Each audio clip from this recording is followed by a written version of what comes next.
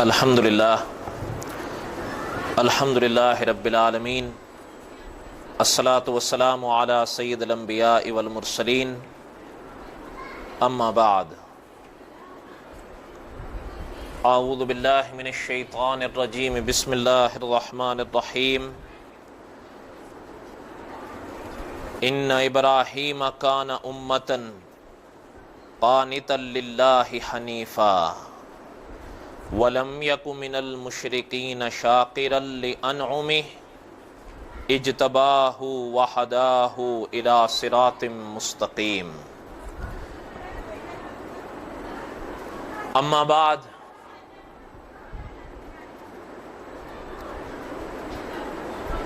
وقال اللہ تعالی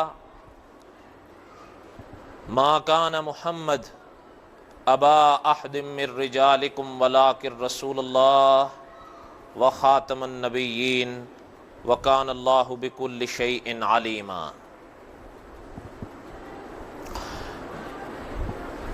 وقال النبی صلی اللہ علیہ وسلم العلماء ورثۃ الانبیاء، صدق اللہ العظیم وصدق رسولہ النبی الکریم، وَنَحْنُ عَلَى ذَلِكَ لَمِنَ الشَّاهِدِينَ وَالشَّاكِرِينَ وَالْحَمْدُ لِلَّهِ رَبِّ الْعَالَمِينَ۔ اللهم صل على محمد وعلى آل محمد كما صليت على إبراهيم وعلى آل إبراهيم إنك حميد مجيد۔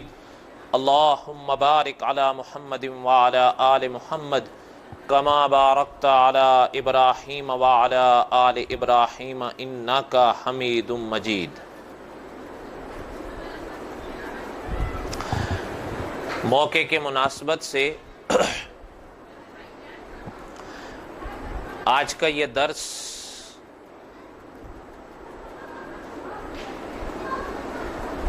عالم اسلام کی عظیم شخصیت کے بارے میں رکھا ہے،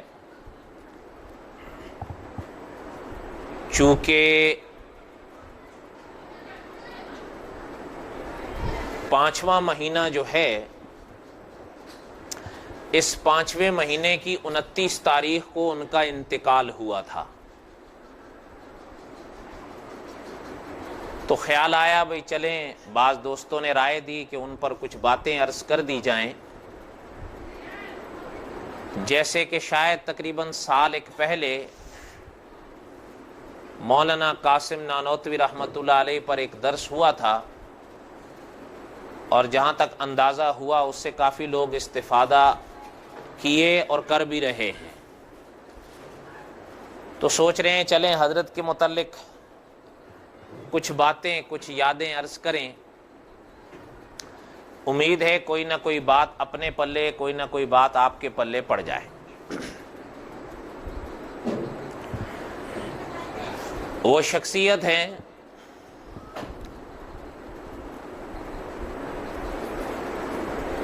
علامہ سید انور شاہ کاشمیری رحمۃ اللہ علیہ کی۔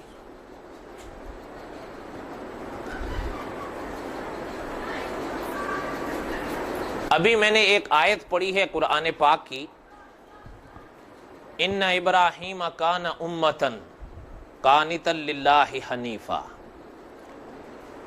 ممکن ہے بعض حضرات سننے والے سمجھیں کہ اس موضوع کا اس آیت کے ساتھ کیا ربط ہے، لیکن ہمارے ملک میں ایک عالم ابھی حال میں فوت ہوئے ہیں، انہوں نے ایک کتاب لکھی تھی، اور اس کتاب میں انہوں نے مولانا انور شاہ کاشمیری رحمۃ اللہ علیہ پر ایک باب باندھا تھا۔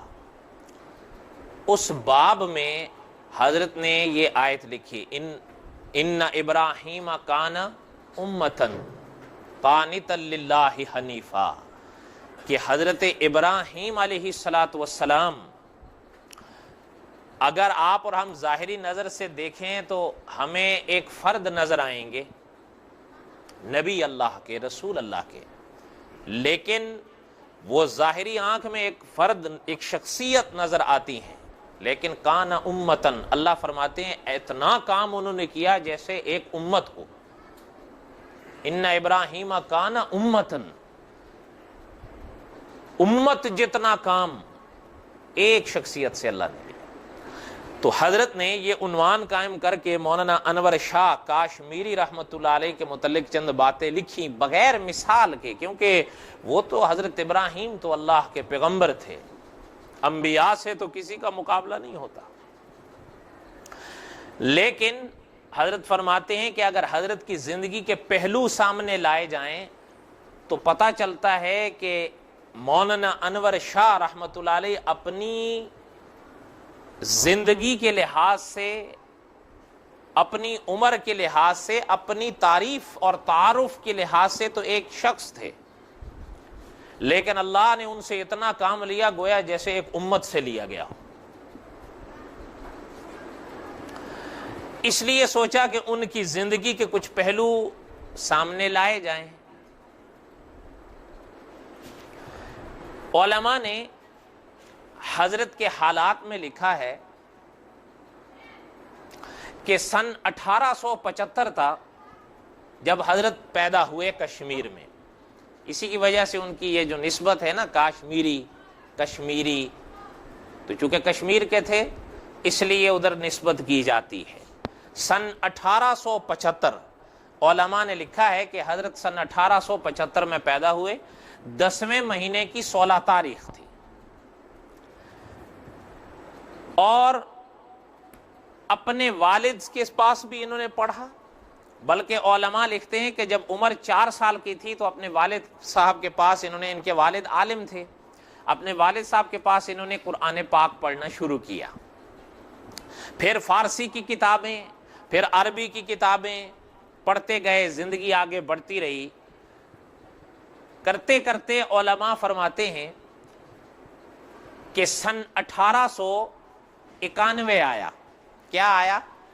سن 1891 آیا، تو یہ سن 1891 میں کشمیر سے طالب علم بن کر دارالعلوم دیوبند میں داخل ہوئے، اور الحمدللہ چونکہ کافی علوم اپنے ہاں پڑھ چکے تھے اساتذہ سے، تو دارالعلوم دیوبند میں آ کر دورہ حدیث میں داخلہ لیا، اور اس وقت دارالعلوم دیوبند میں حدیث شریف کے جو استاد تھے وہ تھے جنہیں ساری دنیا حضرت شیخ الہند مولانا محمود الحسن کہتی ہے رحمت اللہ علیہ، اور حضرت شیخ الہند رحمت اللہ علیہ تو اچھے خاصے منجھے گھڑے استاذ الاساتذہ تھے۔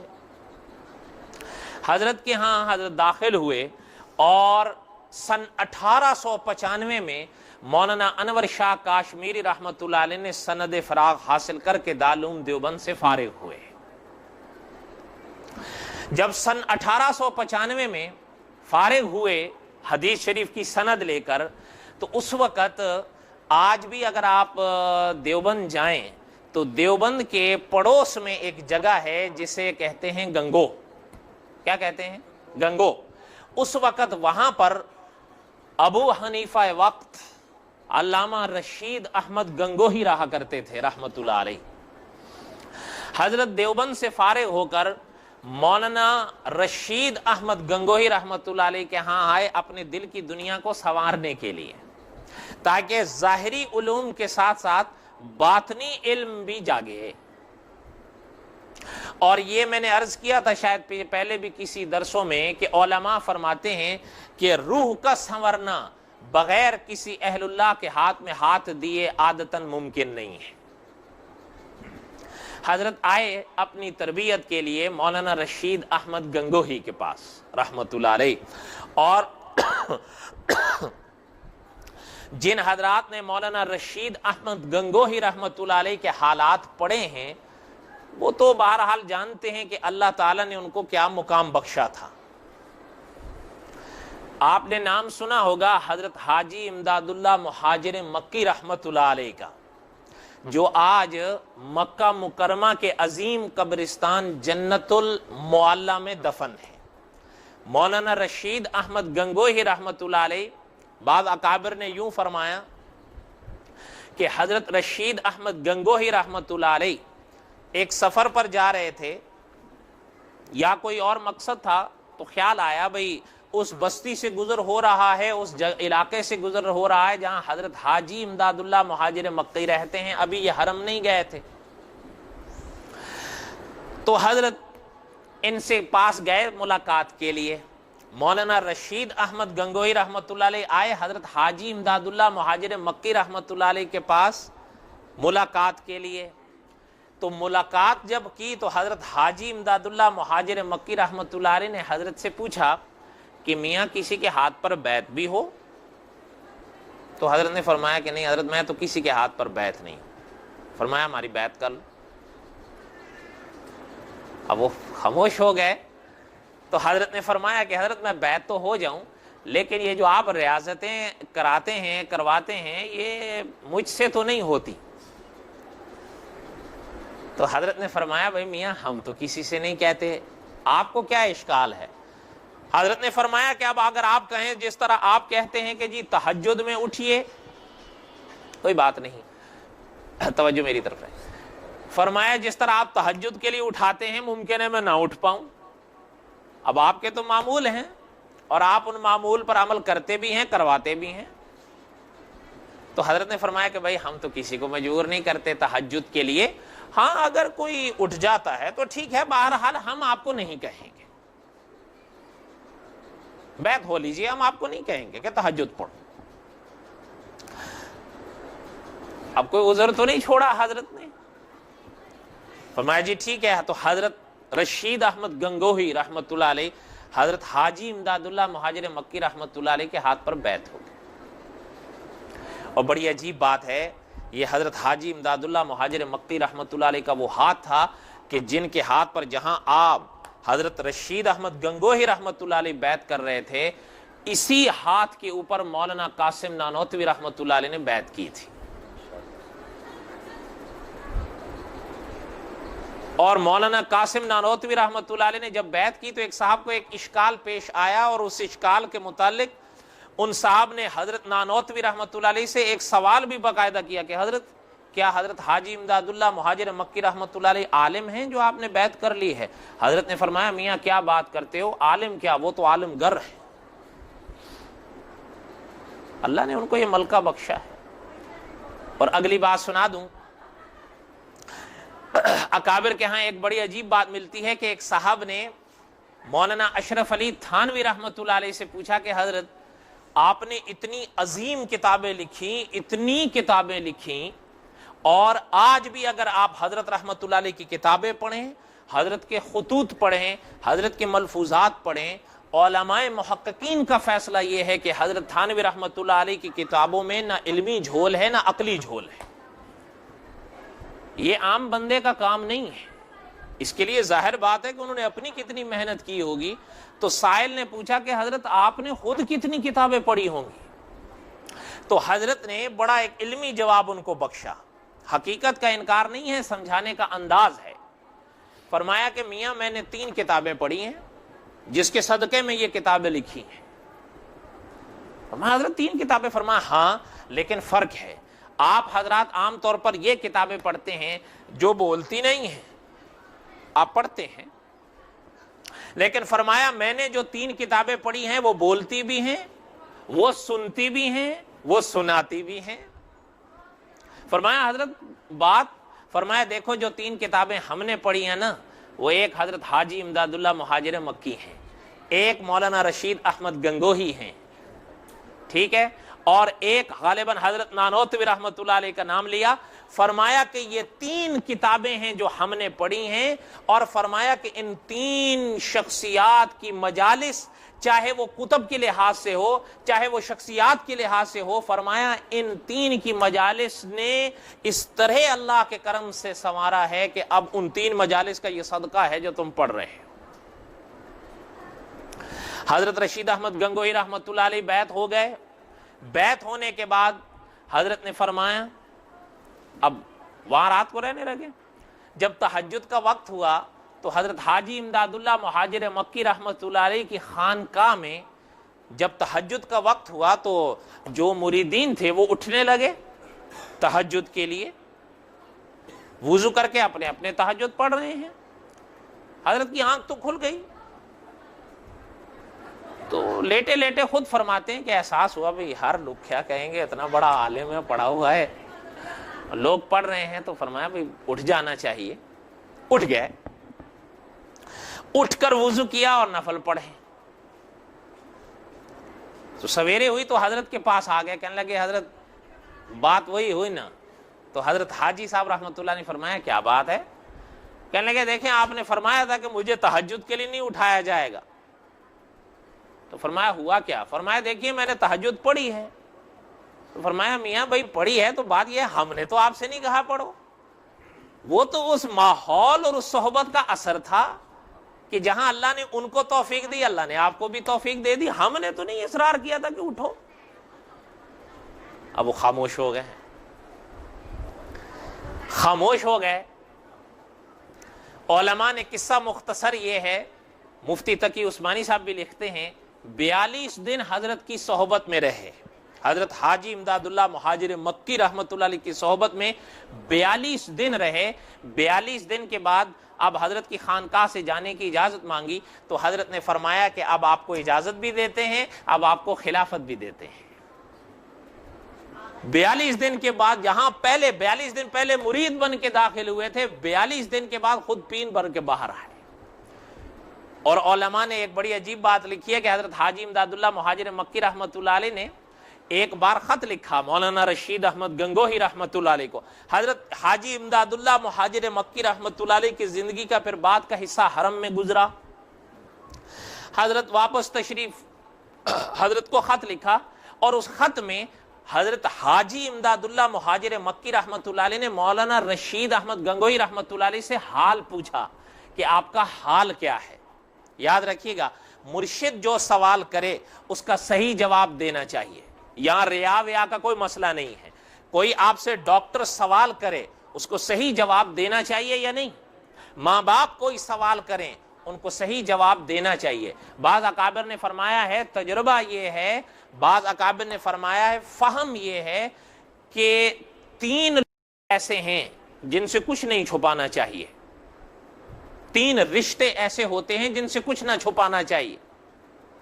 فرمایا ایک ہوتا ہے ماں باپ کا رشتہ, ایک ہوتا ہے ڈاکٹر اور مریض کا رشتہ, اور فرمایا ایک ہوتا ہے اکابرین کا رشتہ کہ جن کے ہاتھ پر بیعت ہو, اگر وہ کوئی سوال کرتے ہیں یا آپ کے اندر کوئی مرض پیدا ہو رہا ہے تو ان کو بتانے میں بخل مت کرو. سمجھ رہے ہیں؟ حضرت نے پوچھا ان سے آپ کا حال کیا ہے. ان دنوں میں علماء نے فرمایا کہ ایک عجیب حال طاری رہتا تھا حضرت رشید احمد گنگوہی پر رحمت اللہ علیہ. تو حضرت نے جو خط لکھا نا حضرت کو, تو مولانا تھانوی رحمت اللہ علیہ فرماتے ہیں کہ حضرت رشید احمد گنگوہی رحمت اللہ علیہ نے اس خط میں لکھا کہ حضرت حال یہ ہے کہ الحمدللہ اللہ کی عنایت, اللہ کا کرم ان پر. فرمایا حضرت اب شریعت طبیعت بن گئی ہے, اور فرمایا شریعت طبیعت بن گئی ہے, کسی کی تعریف کرنے سے کسی کی مذمت کرنے سے طبیعت پر اب کوئی اثر نہیں پڑتا. اور فرمایا کہ دین کے مسئلے کے بارے میں کوئی مسئلہ ایسا نہیں ہے جس کے بارے میں ذہن میں کوئی شک یا اشکال پیدا ہو. حضرت تھانوی رحمۃ اللہ علیہ فرماتے ہیں جب حضرت حاجی امداد اللہ مہاجر مکی رحمۃ اللہ علیہ کو حضرت کا یہ جواب ملا, حضرت نے اللہ کی تعریف کر کے وہ خط سر پر رکھ لیا اور فرمایا اللہ یہ مقام تو آج تک ہمیں بھی نصیب نہیں ہوا ہے. یہ حضرت کے الفاظ تھے. ان کے ہاتھ پر بیعت ہوئے مولانا انور شاہ کاشمیری رحمت اللہ علیہ. حضرت کا تعارف تھوڑا سا اس لیے کرایا ہے تاکہ کچھ حضرت کے مقام اور حضرت کی ذات سے بھی شناسائی ہو جائے. حضرت انور شاہ کاشمیری رحمت اللہ علیہ ان کے ہاں اپنی تربیت کرتے رہے, کرواتے رہے. علماء فرماتے ہیں کہ جب دارالعلوم دیوبند سے فارغ ہوئے, اچھا ایک اور بات درمیان میں یاد آئی انور شاہ کاشمیری رحمت اللہ علیہ کی, وہ بھی سن لیں, پتہ نہیں بعد میں کہیں ذہن سے نہ نکل جائے, آئی ہے تو محفوظ ہو جائے گی. مولانا انور شاہ کاشمیری رحمت اللہ علیہ دین حاصل کرنے کشمیر سے دیوبند آئے تھے. تاریخ ہے یہ حضرت کی, کشمیر سے دیوبند آئے دین حاصل کرنے. تو حضرت کا ایک بڑا عجیب فرمان علماء نے لکھا ہے کہ حضرت فرماتے تھے کہ ہم کشمیر سے دیوبند دین حاصل کرنے آئے تو ہمیں دینداری نظر آئی 4 لوگوں میں. ہمیں وہ دینداری 4 لوگوں میں ملی. کتنے لوگوں میں؟ ہاں، بڑوں کی باتیں بڑی ہوتی ہیں، یہ یاد رکھیے گا، بڑوں کی باتیں بڑی ہوتی ہیں. حضرت نے فرمایا وہ دینداری ہمیں 4 میں نظر آئی. فرمایا سب سے پہلے ہمیں نظر آئی مولانا رشید احمد گنگوہی میں رحمت اللہ علیہ. ٹھیک ہے، اگلی بات سنیے. حضرت فرماتے تھے پھر ہمیں دینداری نظر آئی حضرت شیخ الہند مولانا محمود الحسن میں رحمت اللہ علیہ. کتنے ہوئے؟ 2. فرمایا تیسری ہمیں دینداری نظر آئی حضرت رائے پوری رحمت اللہ علیہ میں. یہ حضرت رائے پوری رحمت اللہ علیہ کون سے ہیں؟ یہ حضرت شاہ عبد الرحیم صاحب رائے پوری رحمت اللہ علیہ اس زمانے کے بڑے اکابرین میں سے تھے، اولیاء اللہ میں سے تھے. حضرت نے ان کی زیارت کی ہے، اور اسی کی طرف حضرت نے یہ جو اشارہ فرمایا کہ ہمیں حضرت رائے پوری میں یا دینداری نظر آئی. ایک بات درمیان میں یاد آئی، وہ بھی سن لیں. حضرت رائے پوری رحمت اللہ علیہ کے حوالے سے یہاں لکھی بھی نہیں ہے.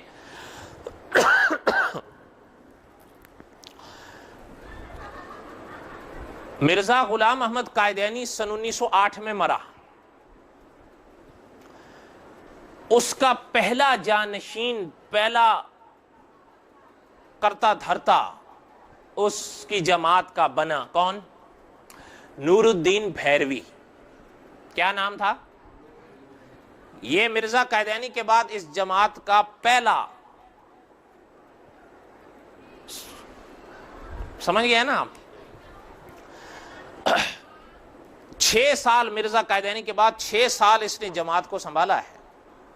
اور بہرحال خوبی مان لینی چاہیے، امین صاحب رحمۃ اللہ علیہ فرمایا کرتے تھے چاہے وہ کسی میں بھی ہو، علماء نے جہاں تک اس کو دیکھا ہے، اس کو سمجھا ہے، علماء نے بہرحال اس چیز کا اعتراف کیا ہے کہ علم تھا اس کے پاس. اور بلکہ بعض علماء نے تو یہ تحقیق پیش کی ہے کہ کہیں کہیں جو علمی کروٹیں مرزا قائدینی نے لی ہیں نا، دراصل ان کروٹوں کے پیچھے ڈور اس کی تھی، اس کے بس کا روگ نہیں تھا. بعض اکابر کی تو تحقیق یہ ہے کہ سنانے کی بات کون سی ہے، اس کا ذکر پتہ کیا ہے؟ علماء نے ایک بڑی عجیب بات لکھی ہے، سنیے گا. یہ ابھی مرزا قائدینی کے جوڑ کے ساتھ جوڑنے سے پہلے حضرت شاہ عبد الرحیم صاحب رائے پوری رحمت اللہ علیہ کے پاس آیا تھا نور الدین بھیروی. حضرت شاہ عبد الرحیم صاحب رحمت اللہ علیہ کے پاس آیا تھا.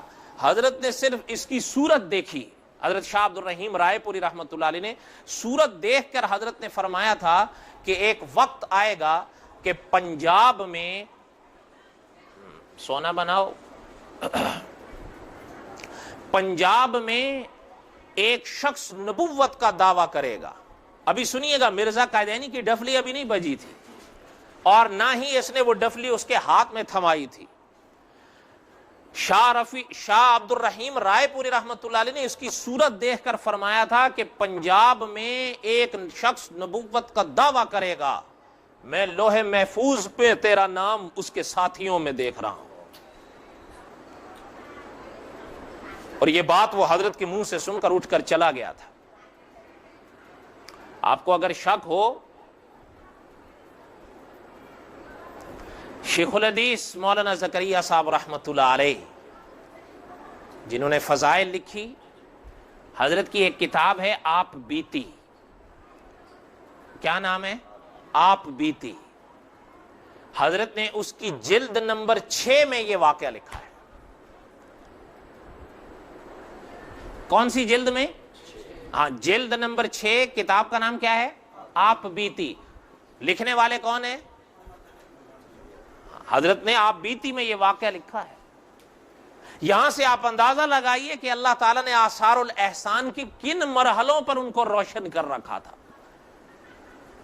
فرمایا حضرت نے کہ بھائی دینداری دیکھی یا تو حضرت گنگوہی میں رحمت اللہ علیہ، یا فرمایا دیکھی حضرت شیخ الہند میں، یا فرمایا دیکھی حضرت رائے پوری رحمت اللہ علیہ میں، اور فرمایا یا حال میں دیکھی حضرت تھانوی رحمت اللہ علیہ.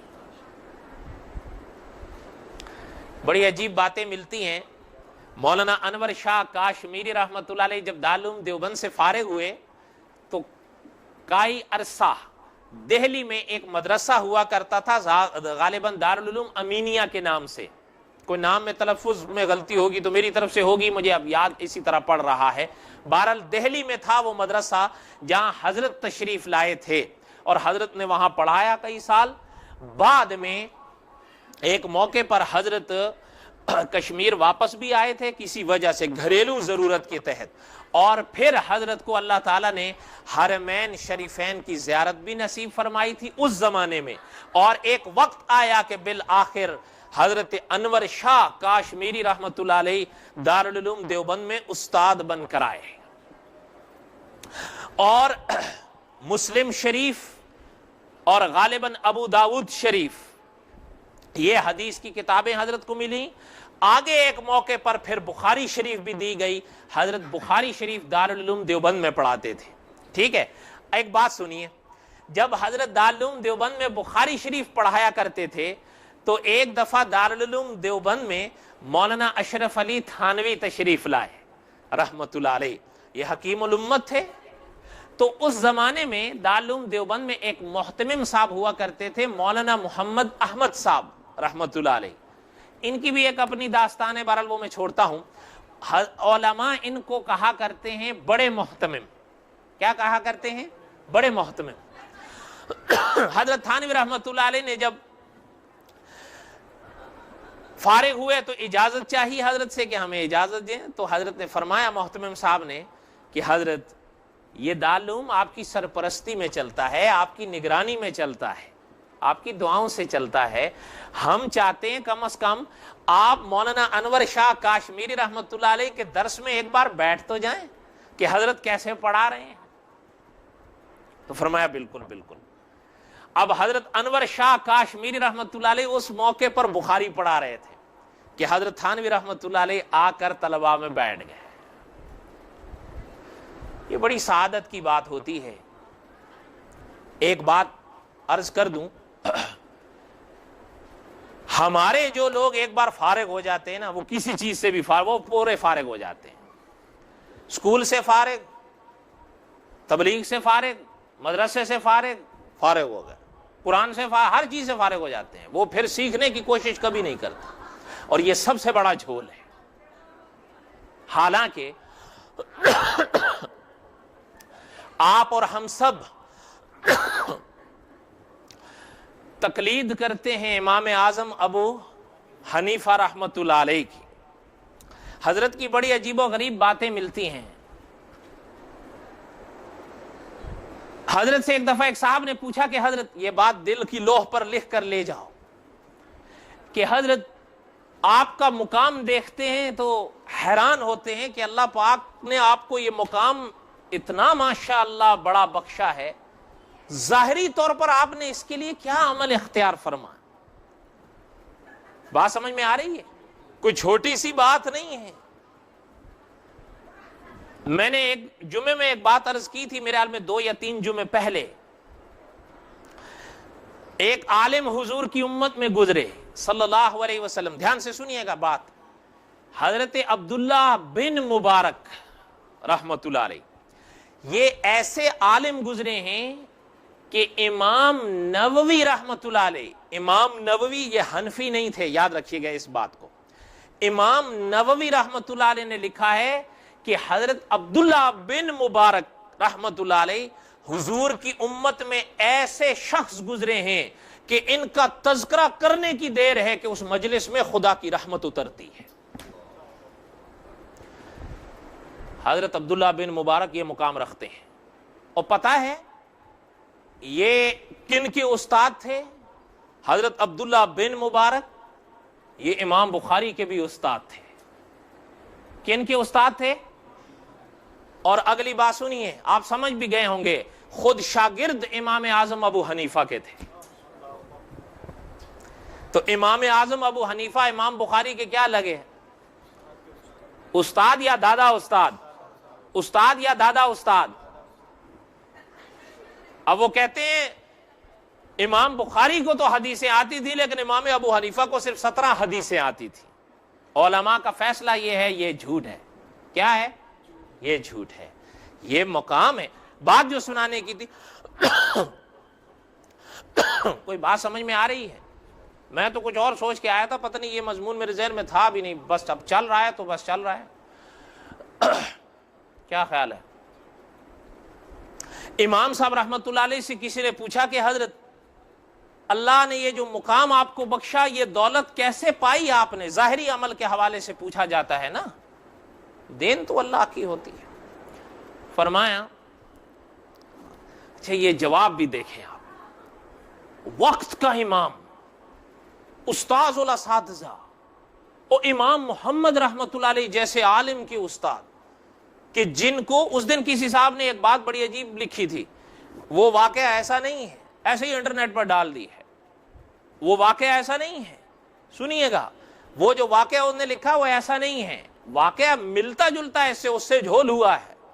علماء نے جو واقعہ لکھا ہے وہ یہ تھا کہ ایک اہل کتاب کی نظر امام محمد رحمۃ اللہ علیہ کی ایک کتاب پر پڑھی، اور غالباً حضرت کی وہ کتاب ہے المبسوط، جس پر حضرت کی اس صاحب کی نظر پڑی تھی۔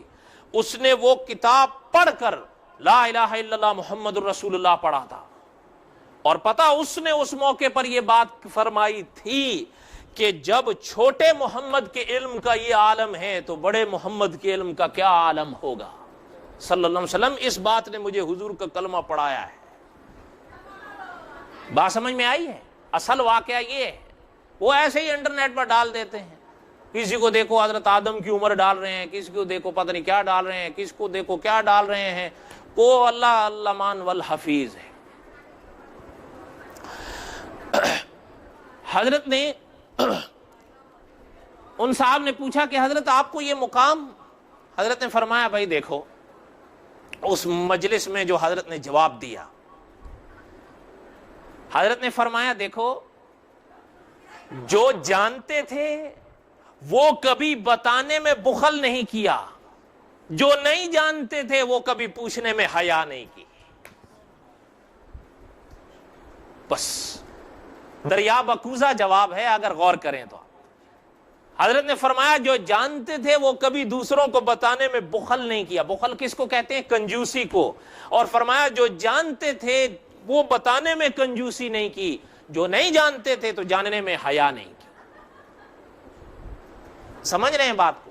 اس لیے کبھی کوئی بات نہ جانے، حضور صلی اللہ علیہ وسلم کا فرمان ہے سوال میں شفا ہے۔ ہندوستان کے عظیم عالم مولانا ابو بکر غازی پوری رحمت اللہ علیہ، حضرت کی ہر کتاب کے سرق ورق پر حضور کی یہ حدیث لکھی ہوتی ہے کہ سوال میں شفا ہے۔ بات سمجھ میں آ رہی ہے؟ نہیں آ رہی ہے؟ حضرت تھانوی رحمت اللہ علیہ آ کے طلبہ میں بیٹھ گئے، بات یاد ہے؟ آ کر بیٹھ گئے طلبہ میں، حضرت انور شاہ کاشمیری رحمت اللہ علیہ بخاری پر درس دے رہے ہیں، بخاری پر درس دیا، اور حضرت تھانوی رحمت اللہ علیہ آخر تک بیٹھے۔ جب فارغ ہوئے حضرت اٹھے تو حضرت نے کیا ارشاد، حضرت کے چہرے پر مسکراہٹ تھی۔ حضرت تھانوی رحمت اللہ علیہ نے فرمایا اس درس کا ایک ایک لفظ ایک ایک کتاب بن کے رسالہ بن سکتا ہے، ایسا درس تھا۔ اور بڑوں کی سند سند ہوتی ہے، سمجھ رہے ہیں بات؟ بڑوں کی سند سند ہوتی ہے۔ مولانا انور شاہ کاشمیری رحمت اللہ علیہ دارالعلوم دیوبند میں استاد ہے، پڑھانے لگے، پڑھا رہے ہیں۔ اب حضرت کی زندگی کے تو بڑے عجیب و غریب واقعات ہیں۔ میں آپ کو حضرت کی زندگی کا ایک آخری واقعہ سناتا ہوں، کیونکہ سارے گوشے تو نہیں سنائے جا سکتے، لیکن وہ ایک سنا دیتا ہوں جس سے عام طور پر لوگ واقف نہیں ہیں۔ کہیں تو سنا دوں، اور انشاءاللہ وہ پورا بھی ہو جائے گا، پونا گھنٹہ بہت ہے، 3 بجے تک وہ پورا ہو جائے گا۔ دھیان سے اس واقعے کو سنیے۔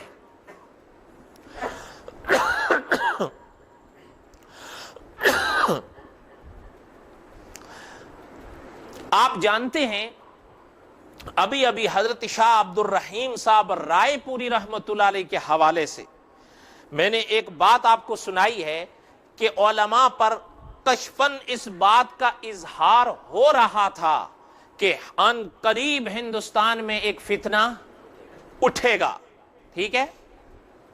اور وہاں اب علماء حق کی ضرورت پڑے گی. کیوں؟ اس لیے کہ حضور صلی اللہ علیہ وسلم نے فرمایا العلماء ورثۃ الانبیاء.